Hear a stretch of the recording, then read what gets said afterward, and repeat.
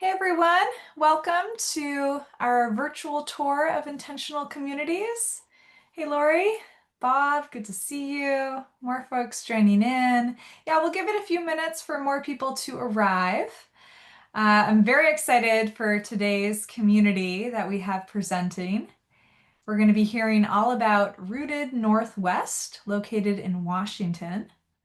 And I'm going to be the host for today's event. So if you haven't met me yet, my name is Cynthia, and I live on the other side of the country in a small intentional community in Vermont.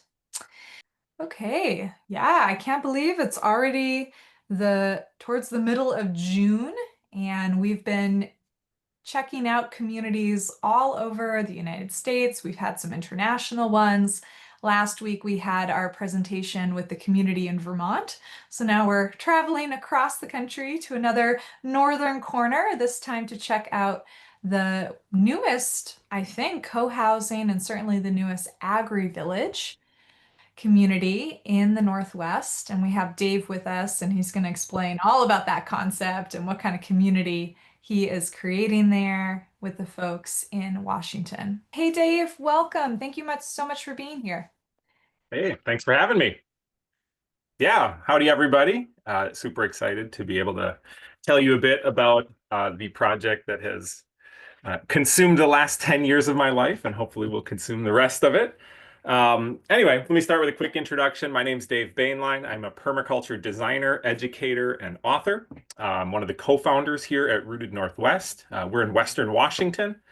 And if you want to know a little bit of the why here, the deal is I lived at a place called the Bullock's Permaculture Homestead out on Orcas Island here in Washington State for about 7 years. Um, I ran a farm intern program there. I did education stuff there. I grafted fruit trees and grew vegetables and pruned and maintained a perennial landscape and all kinds of fun things. We had chickens and ducks and I did it as a community, right? We had people, we shared meals, we worked together, we played together, all that kind of stuff. And after that, I moved to the city of Seattle, where I lived in an apartment and did everything I could with the landscape outside that apartment, which involved lots of fruit trees and a decked out parking strip. But ultimately, at some point after living in the city for 10 years, realized, chestnuts. Can't do that in an apartment in Seattle. And also, what I'd learned is that, while there's really cool things going on in urban places, the pace of life is such that I found it really hard to like get together with friends for a board game. And sometimes the traffic was so bad that just getting to the friend was like too much of an obstacle after a day of work, not doing it. So, a big part of this for me is like, hey, I want to have an opportunity to farm and I want to do it with other people. I want to have an opportunity to live and have fun and do things with other people. And this blend of farming and community kind of provides all those things. So that's my big motivation for having been part of getting this off the ground. So let's dig in. If we start to look at what we've got going on here, we are this sort of sweet crossover point. There's a bunch of people out there that are interested in community. They're looking at co-housing. They're looking at, that vibrant community life. There's also a bunch of people who are interested in farming and land stewardship and farmland preservation. And the thing that makes us unique here is we are the crossover. We are both of those things. So if you are interested in being involved on both fronts, that is what Rooted Northwest is all about. Let's talk a little bit about the land itself. So this yellow line shows our property boundary. We have almost 240 acres of farmland. It's mixed farm and forest. Used to be a dairy farm. And on this part of the land, they rotated corn and feedstock. It was corn and pasture grasses, things like that. We are in the foothills of the Cascades. I should mention that little yellow box on there that says Village 1. That is where the first of two future villages is slated to go here. And this is sort of a screenshot that shows you what it's about. We're in the foothills of the Cascades. It's an absolutely stunning, majestic landscape. And as you can see, a real good mix of forest and fields. This image is looking north. And this area right here, I think you can see my cursor, is kind of the Village 1 location. So the idea with the villages was let's pull them off to the edges of the farm and utilize as little farmland as possible in order to make them happen. And the other thing to mention about this land is we purchased it in 2020 And since then, we can guarantee there's been no sprays, no chemicals, any of that kind of stuff. Today, if you came on here and you said, I want to start farming, you should be able to immediately go for organic certification if you wanted to. So let's dig into a little more detail about the project. There are four major aspects to what we're doing here with Rooted Northwest. And the first one is agriculture and farmland preservation. So if you look back at that map we just showed, that whole 240 acres just so happens to be zoned R5, which in Snohomish County, where we are, means residential 5 acre, which means big house, big lawn, and the whole farm goes away, right? So we got in between the circling developers and the retiring farmer and purchased the farm with the idea that we could save it. And this image actually shows a bunch of people who are already actively farming here on the land. We actually have 9 different farmers and 11 different farm enterprises already happening here. We've got herbal and, culinary and medicinal herbs. We've got no-till vegetables. We've got cut flowers. We've got a group of people doing berries. They just put in 500 blueberry plants. So we're off to the races on the ag part. The second of our four aspects is regenerative practices. So it's not just farming in the conventional way. We want to farm in a way that does much, much more work in terms of organics and soil stewardship, supporting ecology. Can we plant plants for pollinators? Can we support pest predator insects so that we don't have to put as much pest control activity into play? That sort of stuff. And it's really a land stewardship based approach to farming. And it's not just the land itself, it's also supporting farm livelihoods, right? So if you live at Rooted Northwest, there's going to be a bunch of farmers with extremely high quality produce. You can support them by being part of their CSA, buying food from them, helping them in other ways, right? I like to tell people that in order to live at Rooted Northwest, you don't have to be a farmer.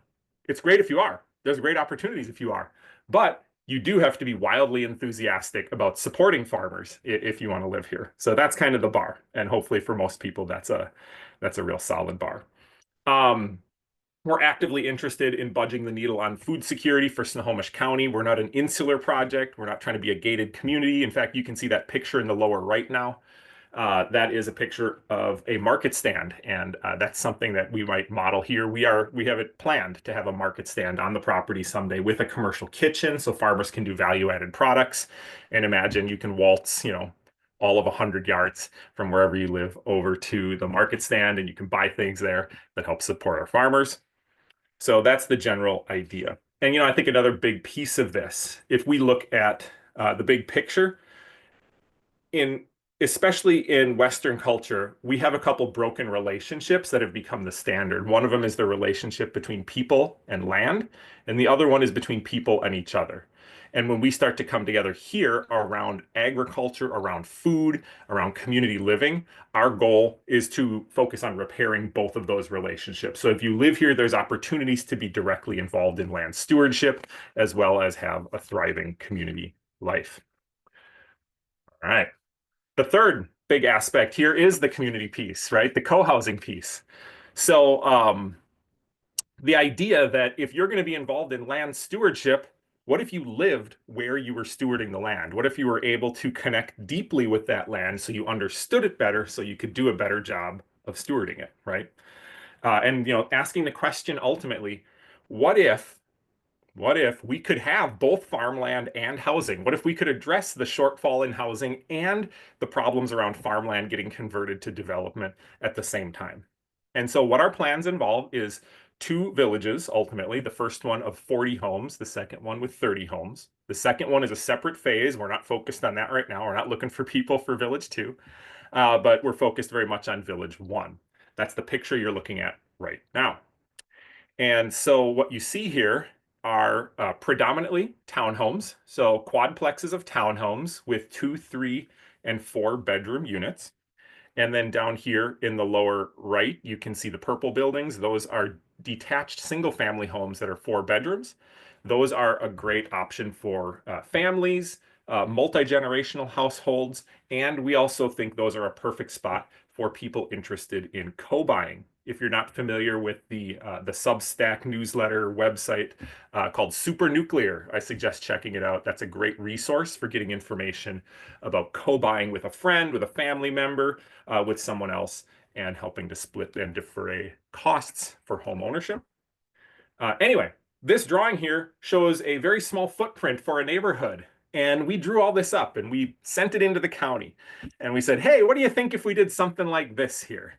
And they passed it around and they looked it over. And what we got back from the county was, this is awesome. This is super cool. Everybody here in the county office loves it. We have no way to legally say yes to it, but this is great. Good job. So what that resulted in was us entering into a multi-year process of working with the county. And the end result of that process of collaboration was an ordinance called the Rural Village Housing Demonstration Program. And essentially what that ordinance said is if you're preserving resource land, farming and forestry, we're going to allow you to do a couple things. The first of those things is townhomes, which aren't normally allowed in a rural jurisdiction, but take up a much smaller footprint to house people than individual single-family homes. It allowed for tighter clustering. It allowed for reduced setbacks and smaller lot sizes. And at the end of the day, what that did for us here at Rooted Northwest is it meant that we could then, with the neighborhood configurations we've laid out, preserve 93+% of the farmland and forest land that was here. And that'll get preserved in perpetuity because by that point, all the development rights will have been exercised. You can't go and build more houses. You can't expand. Other than for farming and forestry, that's what it'll be saved for. So we're really excited to have been able to accomplish that by working with the county, who's been super supportive of what we're doing. So let's dig in a little bit to some of the actual design features here of Village One, which is our focus right now. So for many of you are probably already familiar with co-housing, the idea of a pedestrian focus and opportunities for chance interaction is a big deal here. So if you come in with your car, you'll drive in here and you'll notice the parking is all here along the north edge of the community. There's actually some behind the logo or behind this text over here. But the idea is you walk from there to your home. And within the core of the community, it's all just pedestrian. So if kids are playing, they're not going to get hit by a car. If you want to go out and bask in the sun on a nice summer day, you're not sitting there and sucking exhaust while that's happening. So that separation, that focus on pedestrian activity is great. And if you really follow the flow, you might come home, if you work off the site, you might come home from work at the end of the day, probably swing by the common house, which you can see in the center here. And from that common house, you might grab your mail, because that's where the mail room is, and then head to your place. And as you do that, you might walk past someone else who's having a beer on their porch. And now you might be joining them spontaneously and having a beer on the porch with them. Or you might make arrangements to play board game after dinner that night. Or you might talk a little bit about the workshop project you wanted to tackle with that person. So anyway, this idea of creating opportunities for chance interaction, not forced interaction, but just opportunities is really, really important. And many of you are probably aware in 2023, the Surgeon General put out their report that declared an epidemic of loneliness and isolation. This kind of living, this whole design pushes back against that in a major way. So we're really trying to get it so that people have opportunities to interact. That's not something anybody wants, isolation and loneliness. Another aspect of co-housing is the idea of participatory democratic governance and self-management. So, the idea is we're using a governance system called sociocracy. It allows everybody to have a voice. It allows decisions to be made. It allows things to move forward, but everybody's involved. So it's not like somebody else is applying the rules to you. It's like you're part of how we want to be together. You get to have a say in how we answer that question, right? We're building high quality and energy efficient homes. Washington State just updated their energy code. We're one of the strictest energy codes in the country. So these houses, let's just say if you live in a, 1920s farmhouse, this will be a radically different experience in terms of the ability of these homes to perform well. And the homes are private, right? So you have a private space. I know introverts have a lot of questions about living in community, right? There is totally opportunities for you to curate how much interaction you are or aren't getting. The idea is that it's there if you want it, when you want it. And let's dig in a little more to the commons, right? So in terms of commons, there's all the outdoor spaces within the neighborhood. We've got hiking trails going through the forest, and we've got awesome camping sites out in the extremities of the property. All that farmland is shared. We have a bunch of farm buildings that don't show up on this map, but converting those into studios and workshop spaces and things like that is on the list of things we want to do. And then we also have this big common house. Let's look a little closer at that. So we're working with Caddis Collaborative out of Boulder on doing the bulk of our site design and major architecture work. And so this is a bubble diagram that kind of communicates what you'd find in our common house. So we talked about the mail room. There's also a laundry room, right? Each of the individual homes is smaller and takes up a smaller footprint because we didn't include a laundry room in each one. Because the idea is you can do your laundry here in a shared laundry room in the common house. If you decide to put laundry machines in your own unit, you can do that. But there is the opportunity to share resources here. In addition, many of you are familiar, co-housing often includes shared meals, right? So let's say 5 nights a week or 4 nights a week and Saturday brunch, we can come together and share meals here in the common house. Sometimes you're helping prepare it. Sometimes you're just showing up and eating really good food. So you can see we've got a big kitchen and dining area. We have, because we're a farming-based project, we have a extra huge pantry and an extra huge mudroom, right? So that everybody who's growing food here, we can be putting food by. We can be really focusing on the food aspect of things. We have outdoor kitchen space. In addition to this large gathering space, we've also got a smaller living room for more intimate gatherings. We've got a second floor mezzanine, which is sort of multi-use. And you'll notice we have a kids' room right off the dining area. There'll be a glass door. You can be sitting and having dinner, having an adult conversation with your friends. The kids can be going full romper room mode right there on the other side of the glass. You can keep an eye on them, but it's not like you're in romper room. So we're really thinking about how to serve families, how to serve multi-generational living with our common spaces. So I mentioned four. Oh, this is a picture. I should forget. I almost forgot about this one. This is an an architect's rendering of what the neighborhood might look like. So you remember seeing that big pond on the drawing. Right here is the common house, and then these are the quadplexes going down here.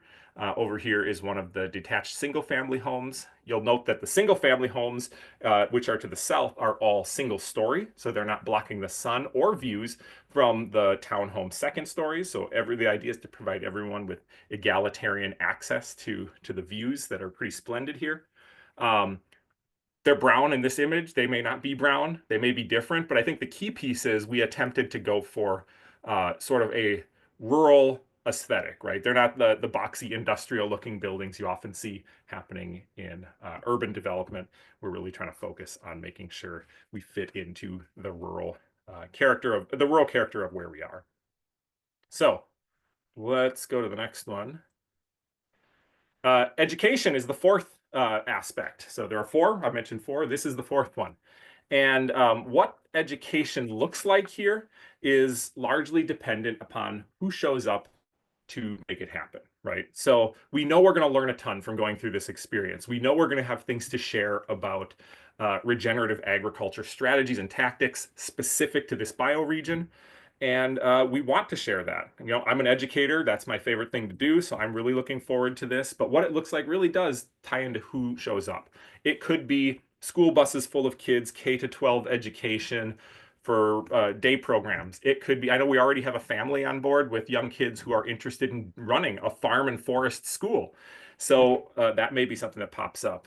I tend to work more with adult education. So whether that be independent courses or whether that be intern programs, semester programs for college students, it all depends on who else wants to work with me on it. And that said, we're already started. You can see some pictures here that show things.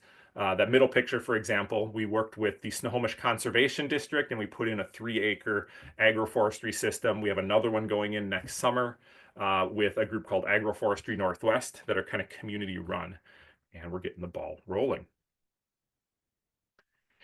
These are our shared values. So these are the things, this is like sort of the philosophy around which we all come together. I'm not going to take the time to read all of them and go through them one at a time. You can check them out. Those of you watching on YouTube, you can pause the video, so that's handy.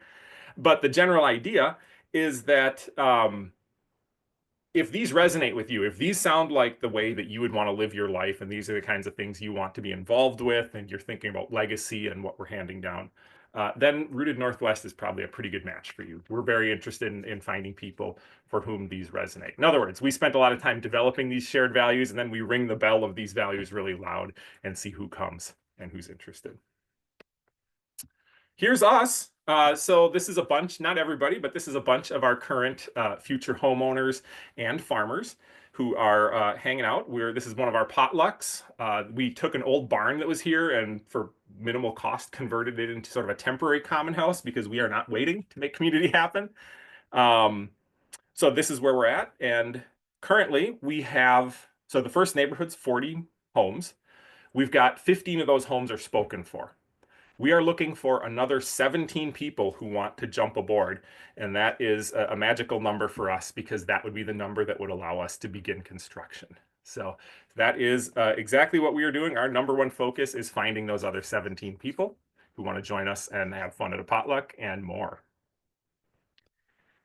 So let's talk a little bit more about the area where we're located. So traditionally, we find ourselves on lands that were utilized by the Stillaguamish people as well as the Tulalip tribes. And with both of those groups, we are actively building relationship. In the lower left, you can see an image. That's a day where the Stillaguamish folks came out and did a cedar bark harvest here on the land. Both of those groups come out and harvest cedar here, which is cedar bark is a big part of their sort of traditions and material economy. And we're interested in having more collaboration with them as well. We've appeared at their Earth Day events. They've come to some of our events and done storytelling and things like that. So that's a big piece for us, is to connect in with that community. And in terms of where we are specifically, so this green arrow over here points to the farm. And we are just, so we're not in the I-5 corridor. We're just a little bit east of I-5.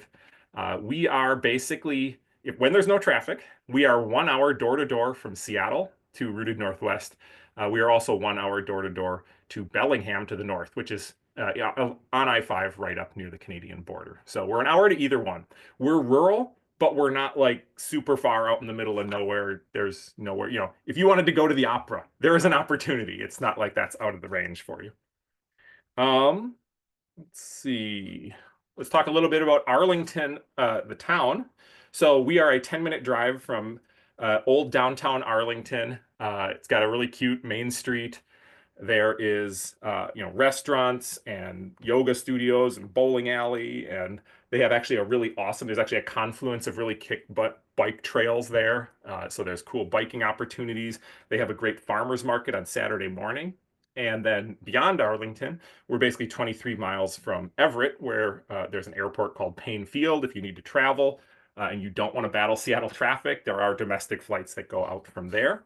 And if you want to dig in deeper on some of the what's going on in Arlington stuff, at our website, which is rootednw.org, we just put a page up that has an interactive map with some of our favorite spots on it. So you can go and see, the cool custom hat store and all these cool things that are in Arlington if you want to get a better sense for the area. So that said, next steps. If what you're hearing appeals to you and purchasing a market rate home in Seattle is something that's realistic for you, we're probably a great match. Let's talk a little bit. So the next step, if that is something that appeals to you, you want to get more information, we offer these information sessions, right? We do them about every 2 weeks via Zoom. They're about an hour and a half. They go into more depth than I'm able to go into here. And they also give you an opportunity to do Q&A, ask questions, and get to know some of the people who are already planning to buy a home here a little bit better. And the other thing you can do is you can arrange to come out for a site tour. We do site tours. Warning, you will fall in love with this land when you come out and have a chance to see it. So be aware, that's the reality of that. But if you do an info session and a site tour, then our membership process is not that dissimilar from a lot of other co-housing processes or projects where we have what we call an explorer program. And so to become an explorer, essentially, I think you pay, it's a one-time $215, and then you become an explorer. We provide you with some training on how our sociocratic governance works, things like that. You get access to our internal communications. We use Slack. We have Google Drive full of documents. We're very transparent about what's going on. You want to look at the project budget, you can dig into that. In Sociocracy, we organize ourselves into circles, which are basically committees. You can go to the meeting of the ag circle and learn about what's happening with agriculture. You can go listen in on the finance. You can provide feedback for any of that kind of stuff. You get to be part of design discussions. You get access to the land. You can come to all our work parties and things like that. And that explorer period kind of runs anywhere from 6 weeks to 3 months.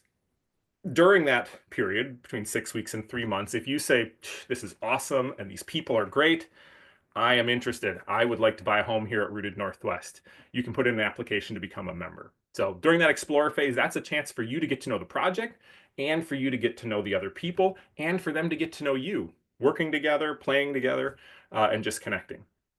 Once you want to move to being a member, that's again a two-way fit. So we get to say, yeah, you're awesome. And you get to say, I want in.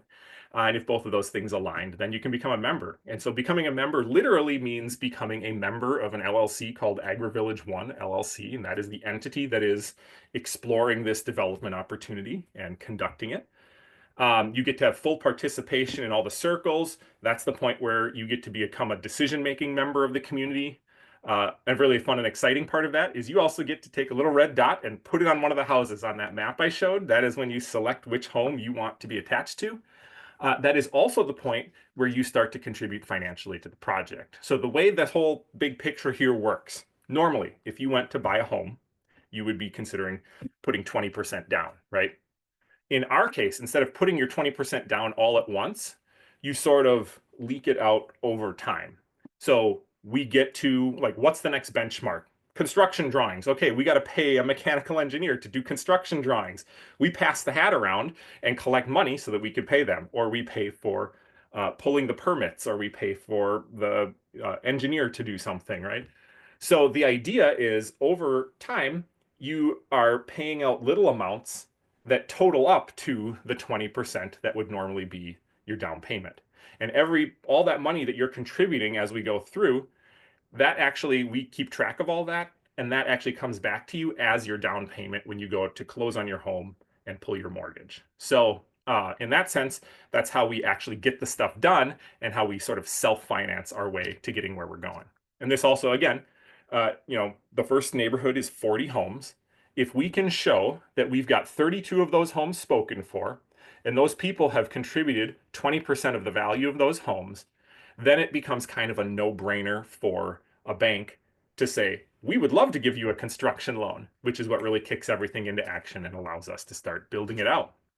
So that is that in a nutshell is what we're talking about. You can see here in the lower right, rootednw.org is our website. If you want to sign up for the newsletter, if you want to see when the next info sessions are scheduled and you want to sign up for one, if you just have a question, that is a place you can get information and send us communications. We'll respond to everybody. We also have a couple of events you can come out for. On that website, you can see the dates for our summer and fall farm fests, where we have all our farmers get together, and it's like a mini farmers market, but add in music, add in food vendors, farm tours. Last year, we had donkeys wearing fairy wings show up, and it was a petting zoo day, and so you never know what'll happen at the farm fests. You can also see information about our current farmers. We have, like I said, 9 different farmers who are doing different operations here. And they also have a CSA. There's currently a CSA. I'm super excited. The farms actually chose to work together and do a collaborative CSA this year. So if you are interested, if you're in the area and you're interested in accessing really high quality produce, you can get more information about that there as well. So anyway, I'm guessing that's probably my 20 minutes. So I can stop sharing and we can switch gears here. Okay, thank you so much, Dave. That was awesome. Beautiful. Really appreciate your presentation. I'm going to go ahead and stop the live stream so we can get into the Q&A portion. So yeah, I really enjoyed that. You can tell that you're an educator. You just spoke really clearly and like gave us a lot of information in a short amount of time. So that was great. We definitely have a number of questions that I want to get into. Um, yeah, maybe just touching on the agriculture piece for a moment, because people have a lot of questions about the housing portion. But it's so cool to hear about the farmers collaborating on a CSA together. There was a question, can you share more? What is a CSA for people who are new to that concept? And what are you doing specifically there with your CSA program? Yeah, sure. So a CSA stands for Community Supported Agriculture. And there are many different models, but if we go back to the origins of the concept, the idea is most of a farmer's outlay happens before their income, right? They have to put fuel in the tractor, they have to buy seeds, they have to go and weed and pay somebody to do that potentially. They have to pay somebody to harvest. Like all the expenses happen up front, and the payout doesn't come until the very end. And farming is risky, right? There's a chance of crop loss. There's a chance of bug eating things. There's a chance that you don't get as much money for the product. So all those things tie together to make farming more risky. A CSA was a way that people set up probably 30 years ago now, where you could basically pay a one-time subscription fee. Here's my $1,000 or whatever it is. Just give me a box of whatever you've got every week for the next 8, 9 weeks or whatever it is, whatever the duration is defined as and whatever the amount is defined as. But what that does is it fills the farmer's coffers at the beginning before they actually get the ball rolling, which allows them to have a much less risky thing. If the carrots all fail because carrot rust fly comes down and says no carrots anybody, you know what? You're going to get more broccoli in your box and you won't have any carrots, but the farmer didn't have to be taking that risk alone, right? Your risk is I may not get carrots on week 4, whereas the farmer, it's their livelihood being on the line. So that's kind of in a nutshell what the CSA is. And in our end, we had our farms. So we've had these farmers leasing with us for a couple of years now. Some of whom are planning to be homeowners, some of whom are not, which is great. Some of whom are just neighbors, but all of whom are aligned around our regenerative ag values. And last year, several of them were running their own CSAs. And this year they said, why are we doing this? Why don't we just all do it together? And so this year, we actually just got our first CSA box last week, which included spinach from one farm, uh, cilantro from another farm.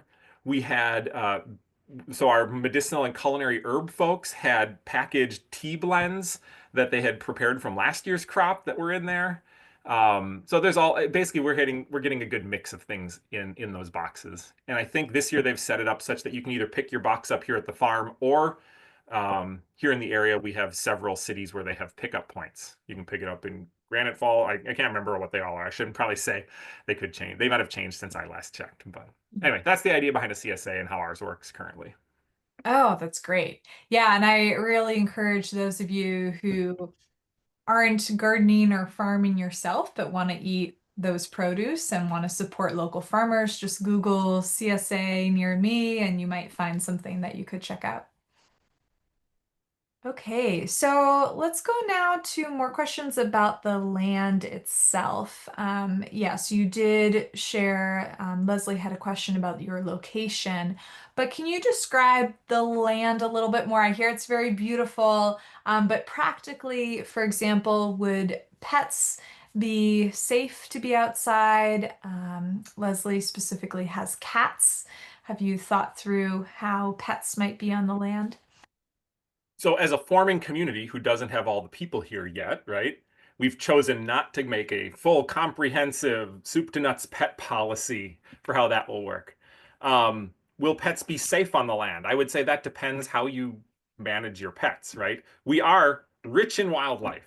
Bears, mountain lions, bobcats, like we got the whole shooting match of Western Washington wildlife right here. Coyotes. So, having an outdoor cat that's savvy to coyotes, that might go okay, maybe not. There's also issues with outdoor cats and songbird populations and things like that. So that's a discussion. The other thing to be considering is, your pets and the fact that this is a farm, right? If you just want to have a dog running loose and doing whatever, and they're going to eat the farmer's chickens, that's going to be a conflict, right? So I would say thinking about your pets in a farm context, and if you feel like you have a way to manage your pets that is not riddled with conflict, then that's great. Yeah, yeah, nice. How about the education programs you want to do there on the land? Are you going to create parking for that, as well as infrastructure like venues to support education happening there? Yeah, and what that looks like really depends on who shows up and what it ends up being. In Yeah. 10 years, it might be a yurt in the cedar grove, and people drop their kids off for forest school and they go run off into the woods and make forts and build stuff and learn. Uh, that could be what it looks like. It could be The little forested block just to the east of Village 1 has a bunch of tent platforms, and we have interns living on tent platforms with a little outdoor kitchen space. Like what it looks like really does depend on where we go. It could be, let's say we get like big funding, we could build as long as it's agriculturally related, right? As long as it fits within our zoning, we could build an education center that's focused on sustainability skills. And it could be a big straw bale building, passive solar design, like showcase all the cool stuff that you could do. But where it goes is totally up in the air right now. We just know there will be educational things happening, driven by largely by members. Yeah, yeah, that's great. And that makes a lot of sense given that you're at the formation stage. You may not have all the answers right now because that's the whole point. You want to create a community and the community can figure it out and know that it will change over time as the Yeah, membership changes. absolutely. Yeah, great. Let's see here. So, talking now about more of that timeline. I know you had shared you want 17 more people. Is that 17 more households or is it Yes. 17 individuals or 17 Um, households? Okay. yeah, And 17 homes. That's why I framed it as homes. I've got to sell 17 homes is the homes. idea. Whether that Gotcha. be single people, families, multi-generational families, or co-buying groups, whatever gets 17 houses to be spoken for. Gotcha, gotcha. Yeah, yeah. And we totally appreciate you're already doing a huge project with just like taking the risk to get this ball rolling and that's what you need to make it happen. Do you have a dream timeline for this? Some people are asking when you're expecting to move in. I do. So Yeah, again, the timeline flexes with what pace I find those 17 people in, right? But if I were to find those 17 people in the next 8 months, I should say 17 households within the next like 8 months or so, then we're hoping we can start construction next summer, right? Our construction, because it involves a lot of site work, has to work up with the seasons, right? We have wet winters in the Northwest, beautiful dry summers, so we kind of got to sync up with that. So we're hoping start construction starts next summer. There's like a slight chance we could get something going this year. But breaking ground next summer would put us on the schedule to have a move-in date somewhere at the very end of 2027 or sometime in early 2028. nice. Good, good. Oh, it's exciting. Okay, let's talk more about the homes and some of those different configurations for how people might make this work. So some folks are asking about the size of the units, and yeah, okay, there's a few, but let's start there. You have So these predetermined sizes, I'm imagining. Yeah, yes, yeah, so the buildings are all designed. We've got them put in. They're approved plat. Like changing them at this point would be a huge piece of labor and also a timeline stretcher, which timeline stretchers are not friendly to the project overall, especially on the pricing front, since timeline stretchers mean we pay a bank loan longer, which is how we purchase the land or part of how we purchase the land. So getting the neighborhood built as quickly as possible is one of our strategies to toe the line on prices. But in terms of square footages, our smallest two-bedroom townhome, I think, is about 900 square feet. And I have to fully admit I'm not the best person to speak to the floor plans because my enthusiasm is for the things outside your door more than what's inside your doors. Other people are really on top of that, though. And if you become an explorer, you get access to all the floor plans and things like that. The four-bedroom townhomes, I think, are 1,900 square feet. And I don't know off the top of my head what the detached single family home square footages are, but gotcha. probably bigger than that. Yeah.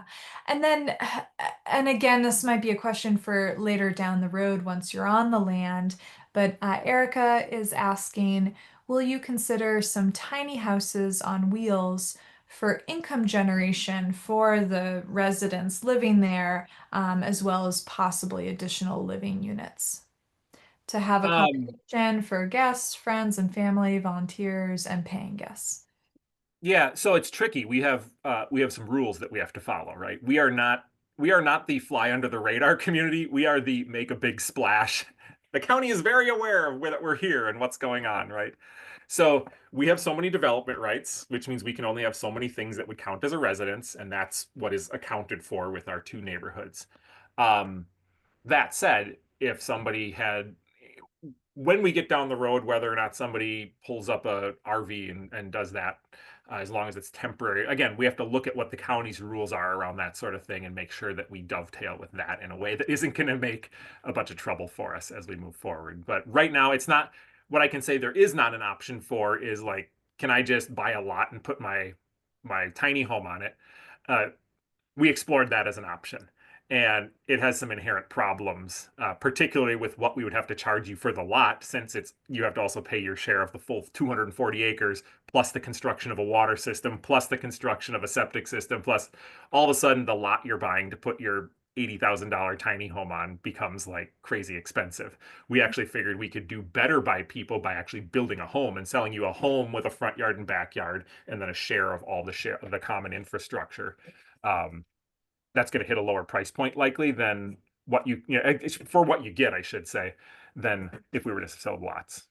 Yeah, yeah, cool. Yeah, and I appreciate that framing because as we've experienced in this show, exploring different intentional communities, there's a huge spectrum out there. And at the beginning, communities need to decide, okay, how above the radar, how below radar, how public, how private, and those are all decisions you have to navigate. And I really applaud communities like yours who choose to be highly visible and therefore do everything super duper by the book because then you get to be a model that other communities can learn from and see and visit and explore.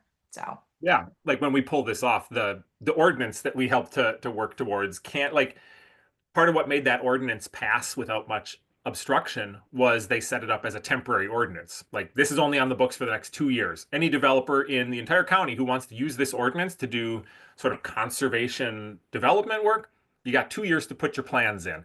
Then it closes. And then what they're going to do is anybody who put it in, they evaluate how it worked. And the parts that worked well can become part of permanent options here. And the parts that didn't, they can fix those before they make it permanent. So it's actually a really smart way of going about it for the county. yeah. Oh, that's really cool. Yeah, I love that. Okay. I want to get back to an earlier question I think Bob was asking. So, you had mentioned co-owning, you had mentioned the super nuclear Substack, which I did put earlier in the chat for those of you who are interested. That's a really good resource. It's kind of a guide to if you have a group of people, if you have some friends or family members, how might you structure going in on a home together in one of these communities? But Dave, can you speak a little bit more about that? And like, would you be able to help connect people with others who are already in your interest pool who might be options for that kind of joint co-buying? Yeah. So we work with a woman named Katie McCammett, who is kind of the one of the people who brought co-housing as a concept from Denmark to the US and has been instrumental in many, many different co-housing community launches all over the place. Um, And for a long time, her perspective has been that for two people to go in on a house is like low-hanging fruit for how to achieve a more affordable price point for people, right? So that made a ton of sense to me, and it seems fairly straightforward. It's the easiest if you already know somebody. Hey, me and my cousin are both interested in the same things, and we love hanging out together, or me and a sibling, or me and an aging parent, or whoever it is, however you want to set it up. If there's two people contributing, it basically splits the price in half, right? Um,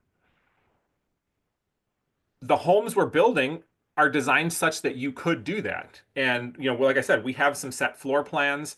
If we had a four-bedroom detached home, if you had three people go in on that and then have sort of a shared guest room or a shared office space as the fourth bedroom or whatever, you know, you're getting the highest end home in the community, but you're paying less than the small two-bedroom townhome at that point, right? So to me, it seems like a way that because of the way the housing market is set up, because of what is happening in housing in general, which we are not immune from, by the way, like that's why I mentioned if you can swing market rate Seattle prices, then we're probably a realistic option because we're kind of tied to that in the sense of, as cool as our project is, there is not a framer, a stick framer out there who's going to be like, well, you're so cool. I'm going to give you a 50% discount on pounding these nails. You know what I mean? So we're kind of stuck with that. We don't have, like, any normal developers would have a line item in their budget for profit. This is what we're looking to make out of this. We don't have that line. We took that line and we put it back in to try and toe the line on home prices. So that's a challenge that we face. We know it's an obstacle for a lot of people. If we can get the neighborhood up with the prices and with the, everything as it is, that gives us the opportunity to explore alternatives like the tiny home people. Is there any way we can make something work? Is there somebody who can build one wall into one of these units and now have a separate apartment unit that somebody can live in? Is there, we already have one of the units that's spoken for is being bought by people who already have a home elsewhere in the community who intend to hold it as a rental for a farmer, right? So we are looking at ways, the optionality, the options we get for creating greater affordability increase remarkably if we can get it up and running, right? I can only do so much right now. Like, literally, if affordable housing was an easy nut to crack, it would all be affordable housing everywhere. But it is a really difficult nut to crack, and it gets even more difficult when you're not only doing affordable housing. When you're also trying to save 240 acres of farmland, none of the systems, none of the programs are built to let that happen. So in order for us to achieve that, we have to kind of come up with a way. Again, we can only forge new paths in so many directions at once. Like, we're already doing pretty novel stuff here. Figuring out the affordability piece, as in if you're looking at like 80% AMI level affordability, that is something that we can look at once we have the neighborhood one up and running, because that means we've paid off the land and the bank isn't looking at us and we're up and running. Does that make sense? Makes sense to me. You're already a pioneer in so many ways, and you can't do it all. And as you said, it's going to be a lot easier once you're already there and it's built. Then you can get more creative from that point Exactly. forward. Yeah. Ida is asking, what about distances to healthcare facilities, doctors, hospitals, complementary medicine, etc.? Yeah. So in Snohomish County, the biggest city here is Everett. Everett is 23 miles away from the site. That's where I mentioned Payne Field is. There's also like big regional hospitals there, good health care. And there's obviously, providers in between. I can't figure out why, but when I drive around Little Arlington, every third building is a dentist. There's tons of dentists. If you want dental work, oh baby, we got you covered. That said, we're not that far away. Literally, for emergency services, 1 mile down the road is the local fire station. We are literally 1 mile away from the fire station. It takes them roughly 2 minutes to get here. So that's, in terms of emergency services, that works out. And you know what? Going to Everett is one direction. Mount Vernon is to the north. That has Skagit Regional Health. So there is, we're not that far from those kinds of services. We're not walking distance, but we're not that far either. Yeah. How, in driving distance, how far is that? I know you had mentioned the mileage. So getting to Everett, my wife always accused me of being optimistic on driving estimations. So I want to say getting to Everett is like a 40-minute, 45-minute-ish, 40 minutes, on 40 minutes. That's where I'm putting it out here today. 40 minutes to Everett, assuming you don't hit bonkers traffic, which, can happen periodically. Yeah. Getting to Mount Vernon is about 35, which is also where the closest like natural foods co-op is, right up there. So a bunch of Yeah, us go up there natural frequently food anyway. co-op. Yeah, awesome. How about like the closest like convenience store or little store? If you wanted to go to the grocery outlet, it is probably 9 minutes. Oh It's right yeah. at the edge of Yeah. Arlington town. There's Okay. multiple grocery options and all kinds of stuff right in Arlington. Yeah, nice. Yeah, I don't want people to think it's in the middle of nowhere. It's very close to a town. Excellent. Okay, well, oh, okay, maybe we'll just do one more quick piece. Greg is asking about the energy efficiency of the homes and what you're designing on that front, because we didn't really touch on that as much. Yeah, I mean, I don't know how to express it other than to say that Washington State's energy code is a very high standard. And I see you also lost your connection for a minute when I was probably talking about this, but they just redid the energy code. We got one of the highest minimum min bars in the country. So, we're talking about how do I want to frame this? We did our own internal workshop where we worked with a really great consultant on energy efficiency and natural building to define our priorities as a community. And I don't have them all memorized off the top of my head, but I know that the top one was like well-sealed envelope, climate responsive homes, not contributing to climate change. I know on that list was um, healthy homes, homes that aren't going to poison us, right? And then there was a handful of other things going from like, if you're familiar with the Danish concept of hygge, we want to have that kind of a feel for our homes and that sort of stuff. And then what we did is we actually rank ordered those. And then we took those priorities and we gave them to our architect. And we said, when you're making decisions, these are our priorities. And if those priorities are ever in conflict, this is how we rank order them. So the top one is energy efficiency and being climate responsive. So I don't know if that speaks to what you're looking for or not, but that's kind of the what we're going for. Yeah, that's really cool that you did that workshop as a community because I mean, there's a million different ways to build a home. And so it's really helpful to, yeah, get very clear on those values and then to give that to an architect. Yeah, indeed. Awesome. Okay, very good. Well, thank you all for those great questions. We're coming in towards the end of our time together. I'm going to put a link in the chat to next week's, or 2 weeks from now, I should say, our next virtual tour of intentional communities at Harmony Woods. So I think that's going to be a very different kind of community than what we experienced today. And that's the beauty, right? There's such a diversity out there and new ones coming up all the time, different flavors of community, really established ones as well. So I want to appreciate Dave for really being that pioneer and working towards getting this new community started there in the Northwest. Awesome presentation. I really hope that you find those people who want to call it home. It seems like a fabulous place to live. So, yeah, thank you so much, Dave. And thanks for everyone for being here today. All your good questions. Yeah. Thanks, everybody. Appreciate the opportunity. Okay, take care. Bye bye. Everyone be well. Have a great rest of your day.